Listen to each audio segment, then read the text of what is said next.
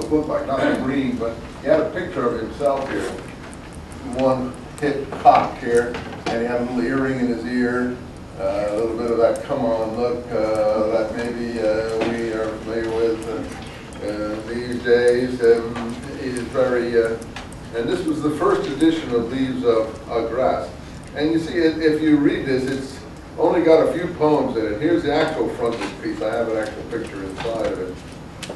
There it is. There he is. Leaves of Grass, Brooklyn, New York, 1855. And mine is falling apart. These puncture come to very good puncture. And basically, the first poem is Song of Myself. That's an incredible thing. The first poem you put in your book is Praise of Yourself, Song of Myself. And not only is it, it's 55 pages long. So, you know, I mean, that's why they don't read it in your schools. You know, I mean, probably the longest poem they read is maybe Hiawatha or something, some piece of junk like that. By the shores of Gishigumi, where the bright sea waters flow. I remember from my classes that we had memorized, right? Oh, absurd.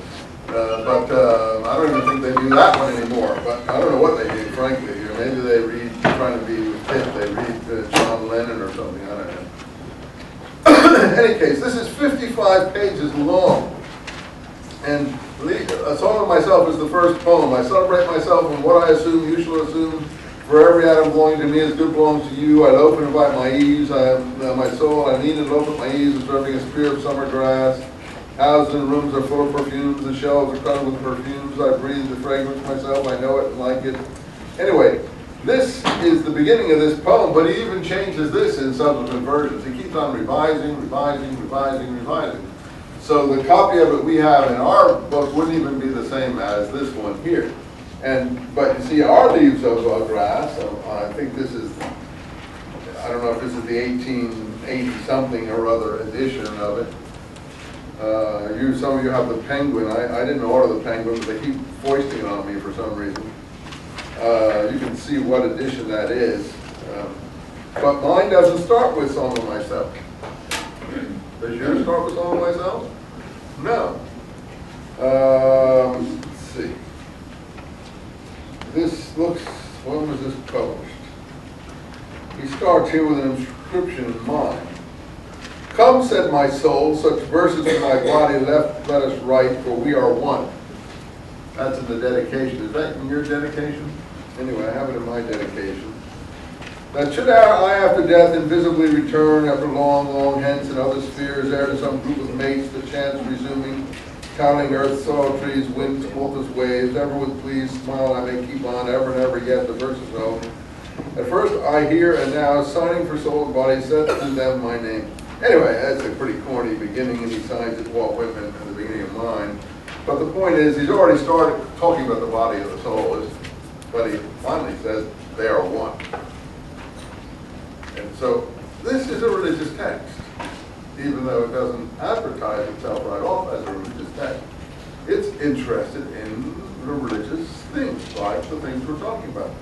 I told you that I thought the problem with these books like the Bhagavad Gita and other comparable mystic texts is the fact that they assume that there is something separate, that the body is different from what's within the body, and therefore as the body perishes, what's within the body continues. And that may just not be a tenable proposition. And frankly, I think the Indians are consistent, because I don't honestly think that we're different than an ant. We look different, only because our universe is a little bigger than an ant's universe. But I'm sure that an ant in his universe functions as well as we do in ours. He's just not as strong as us, and he can't defend himself against us as easily as we can defend ourselves against him.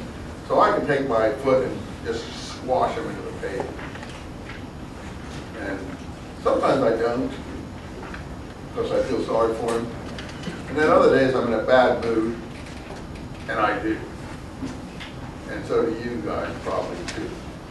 You know, if you see the ant on your sink in your apartment or wherever you're living, you just get so fed up, you go, and you squash it, right? You don't want to often, but finally you just do because you're fed up. And you're tired of seeing it there. I mean, I don't like spraying them, frankly. I think that's pretty gruesome. Ant traps, killing them. But anyway, when you do squash it, you don't think he's got a soul that's going to survive. You don't think, you just think that's it. And I think the higher beings probably look upon us similarly. We think we have souls, and I'm sure he thinks he's got a soul, the ant too. But I'm not sure that that's separate from the squashing process.